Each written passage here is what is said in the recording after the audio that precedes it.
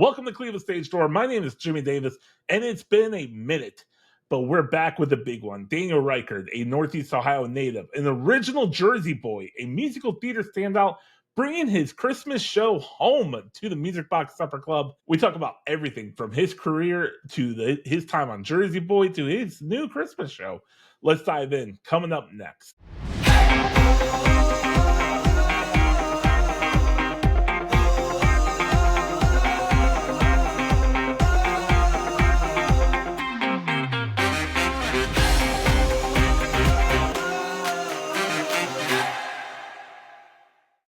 Welcome to the show, everybody. Daniel, thank you for joining me. It seems like I am collecting Jersey Boys this year. This is my second interview with a former Jersey Boy on the show, and I'm very excited. Daniel, you're coming to Cleveland here very soon, in about a week, at the Music Box Supper Club. And you're from Cleveland, so that's exciting. Yeah, so I'm a Jersey boy and a Cleveland boy. Thanks for having me on the show. I'm really glad to be here. Thank you. Yeah, no problem. So you grew up in Rocky River. What is it like performing back here in your home area, especially for a show like this? Well, it's very it's it actually, performing in Cleveland is actually a little more nerve-wracking than even performing in New York City. It's like I feel like a little more on my toes than I even am when I'm performing in New York City. You're performing for the hometown crowd. There's family, there's old friends, and you want to get it right. And I want to make sure I put on a great show and make everybody feel good. And so I don't know. There's a lot of self-imposed pressure. I don't think anyone really puts pressure on me, but I put pressure on myself. But it's also the other feeling I truly get from it is just grateful. I feel a lot of gratitude when I get the few opportunities to perform in Cleveland because it's a chance to sort of share what I do for the people that all supported me on my way up. Absolutely. And we talked about it earlier. You um grew up in Rocky River. You went to St. Ignatius. At what point or what specific moment early in your career where you thought this actually might work and I could do this professionally? Oh gosh, well, they say that as soon as I started learning how to talk, I started to speak in dialects, so I would do a Western accent or a British accent or whatever. I was just kind of a natural ham from the time I was a little kid, and I wanted to be like a comedic actor like Steve Martin. When I was a little boy, I wanted to be a comic actor. I wanted to be on SNL. And then when I went to St. Ignatius, I started singing with Father Ray Gia, who is now the president of the school. And he was kind of my voice coach, preparing for auditions for the high school musicals. And that was kind of when a singing voice, a more serious singing voice, emerged.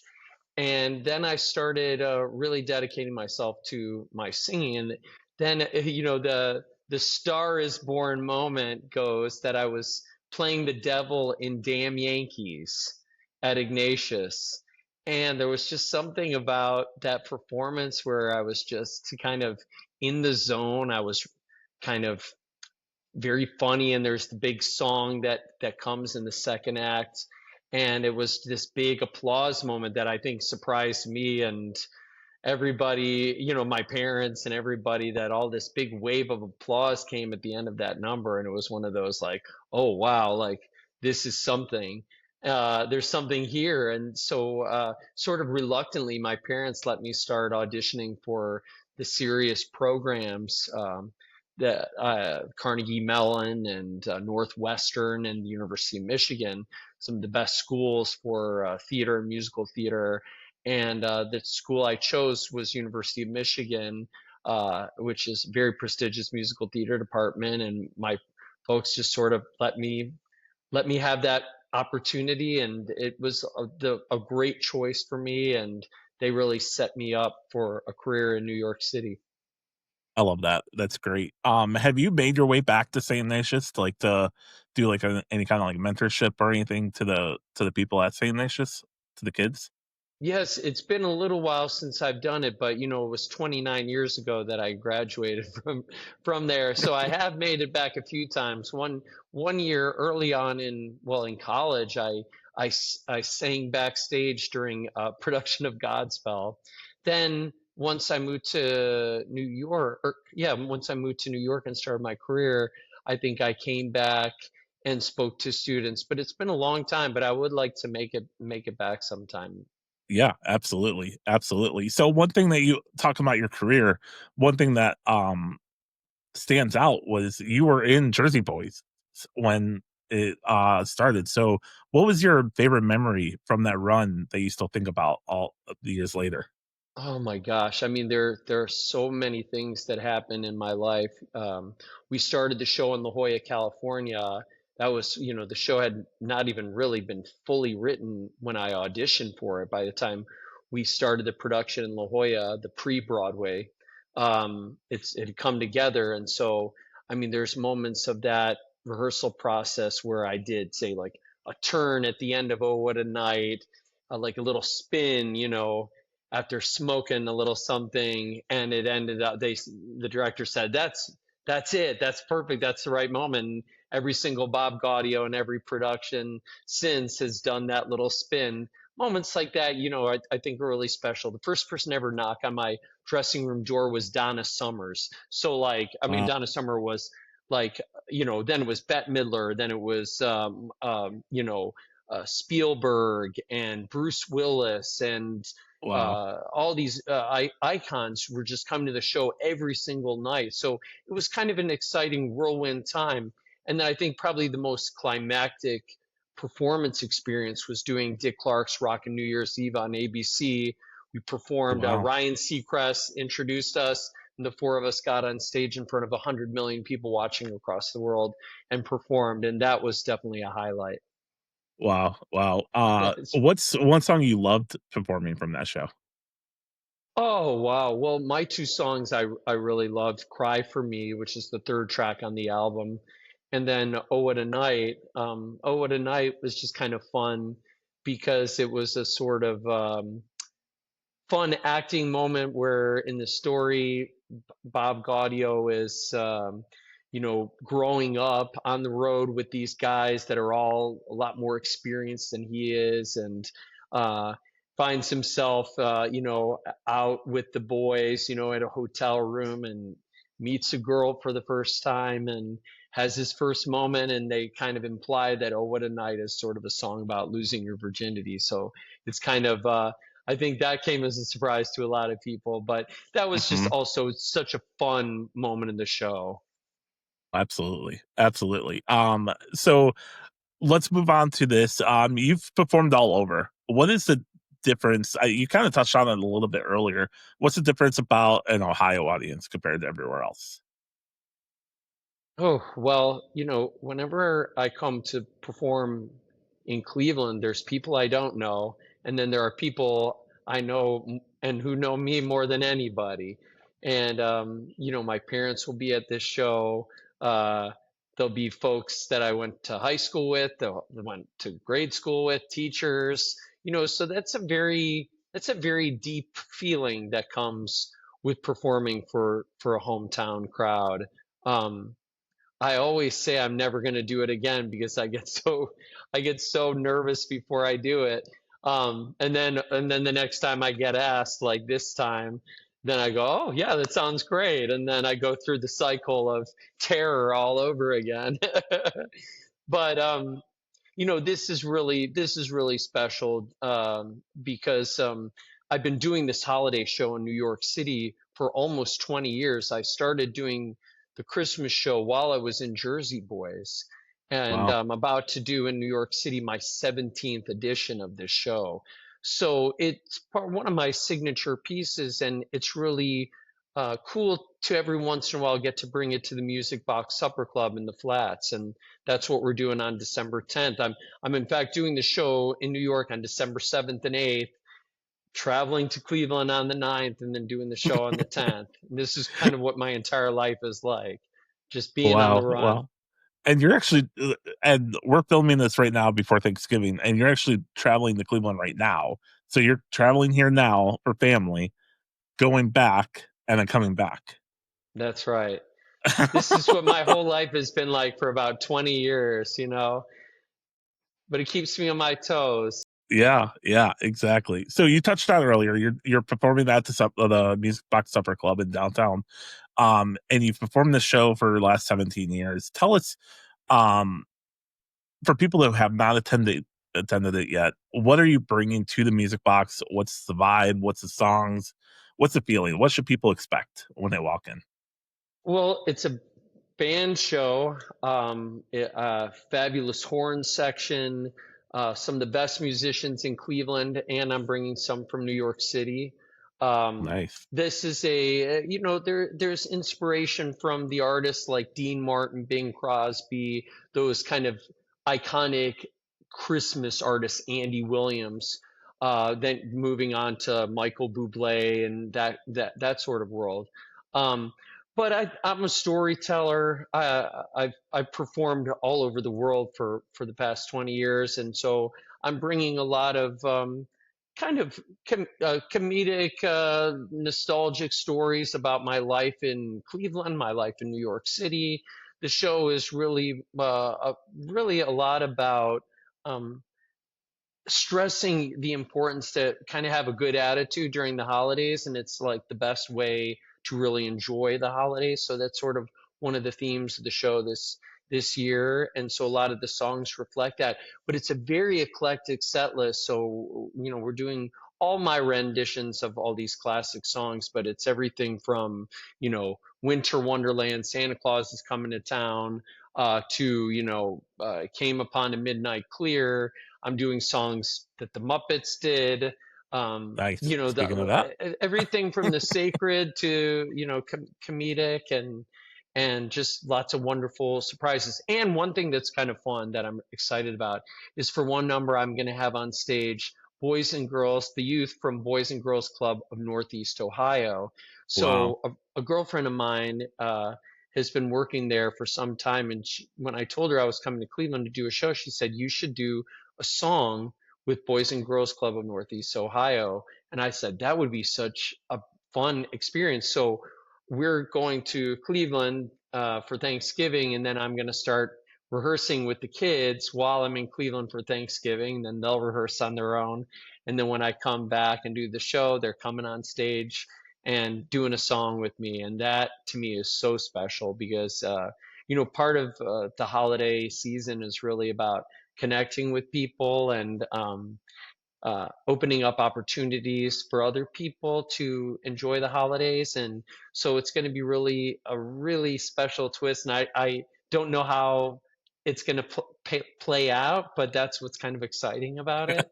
And these kids are so cute, and it's just going to be an awesome experience. yeah, that's so exciting. That's so fun. That's so great. Um, so so you touched on it a little bit again. If someone's never seen you live, what makes this show the one to see? Well, I'm a very passionate performer. I mean, when I get up on stage, I put my entire body, my entire heart and soul into what I do. Um, I love this particular genre of music, holiday music. Um, this is a show that's going to make you laugh. It's going to make you think. It's going to make you smile. And above all, lift you up for the holiday season. I think a lot of people, and what I do is very old school. I'm not performing with tracks. Everything I perform is live music, and it's very old school. And I feel like there's something that's very special that comes from taking the effort to show up at a venue with other people and watch somebody, and not just somebody, but a group of people make music live together. You're experiencing something that is only going to happen in that way this one single time. And I'm bringing my theater chops to this performance, and I'm also bringing my concert chops to this show, and it's really a show about sort of jump-starting your holiday spirit. And the show is on December 10th at 7:30 p.m. at Music Box. It's a perfect way to kind of wet your whistle with the holiday spirit kind of thing. And I've dedicated, as I said, many years to singing Christmas music, and I'll probably do a Hanukkah song or two as well. So anyway, Nice, nice. it's a great joy to get to perform these kinds of songs. That's awesome. So one question I ask, so this is going to be two questions here. First question then is, if a young performer from Cleveland is streaming big, Broadway recording, whatever, what is your real world advice to them? Well, first of all, come see me and see what it's like when you're doing it for 25 years. And you can then they can make a judgment for themselves whether it's worth it or not. But oh, this is like, you have to love what you do. No matter what you do, there has to be an element of it that brings joy to your life, and a lot of that is doing whatever you do to the best of your ability. That's what makes it worth it. And as I go on through life, I'm 47 now. I'm still giving it all I got, even though my life has changed, the world has changed, my body's changing, my voice changes, my looks change, all of that. But to keep endowing your process with a full enthusiasm is a great uh, tool for having success. For somebody who's entering the business, or I say study a lot, in whatever way, whether it's with a community theater, a theater school, a university, it's to really dedicate yourself to the different aspects of the performing arts. That's acting, singing, dancing, history, um, music theory, instruments if possible, business, all of these aspects that really go into a full grown up life, and sometimes people come in and sometimes people have a dream to, when they're young, to perform, to be a professional performer, and they get there and they do it for 3 or 4 years, and then they have to evolve into something else. And that there's nothing wrong with that. That's a beautiful thing, to get to pursue the life of a performing artist, and to make it happen for a little while. Other people wait a long time for success and they don't have it, and then 15 years later they get success. It's very unpredictable. So I'd say another bit of advice is concentrate on being a happy person, finding love within yourself, love for yourself first and foremost, love for people close to you, and love for the world around you, because that is what ultimately nourishes us to go through difficult challenges. And certainly you find a lot of challenges as you pursue a life in the performing arts. That's great. That's great. Mhm. So last question, not last question, but the second part of that question is, I ask every single person that comes on the show now, is, if you could go back to the first day of your professional career and give yourself a piece of advice, what would it be?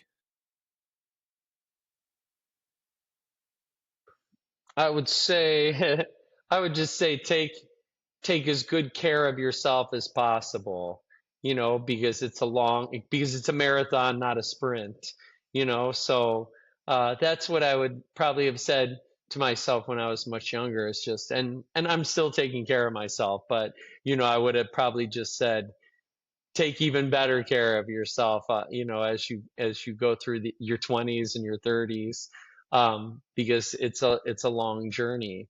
um, and I would just say, work a little harder. Don't just fall back on your natural skills. Dedicate yourself a little more to practicing, to being more prepared. I think that kind of goes in line with taking care of yourself. Preparation is self-care, because it's good for the mind, and it's good for the you go through as when you're auditioning um, or when you're studying or you're going through a course or whatever. I probably wasted of some opportunities in school by kind of being a little bit disorganized and not uh, being ready for some of the opportunities I had as much. And I think that's being prepared is a wonderful thing to strive for. That's great. You're That's just great. you're just more confident when you're more prepared. Absolutely. Absolutely, for sure. For sure. So last question here is rapid fire. So I have 4 questions. It's gonna be quick. Here we go. Let's Favorite do it. Cleveland food? Stino Di Napoli in Rocky River. Ooh, song you never get tired of singing.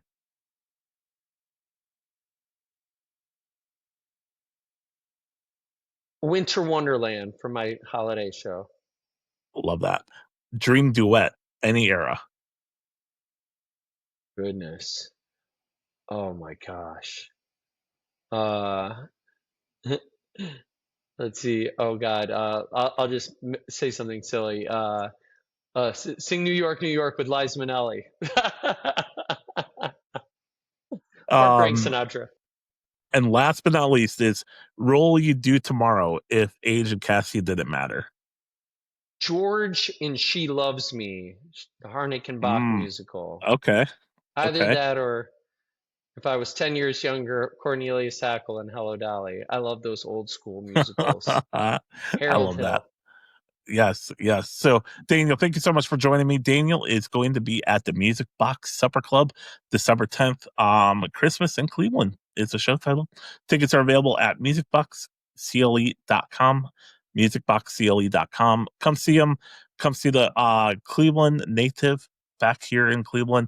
It's going to be a great show. And I'll link everything down below in the description so you can find it easily. Any last comments here, Daniel, before we wrap up? Just thank you so much for having me and for asking me questions about my life. I love talking about myself. And we look forward to seeing everybody at the Music Box Supper Club on December 10th. Come to see me. It's a lot of fun. It's going to be a great show. Going to be a great show. Thank you, Daniel. Once again, Wednesday, December 10th, Music Box Supper Club, musicboxcle.com is where you could get tickets. Christmas in Cleveland. I listened to a preview clip that was on Music Box's website. It sounded incredible. So I can't wait to see it. So, Daniel, thank you so much. Thank you, Jimmy. All the best to you. See y'all.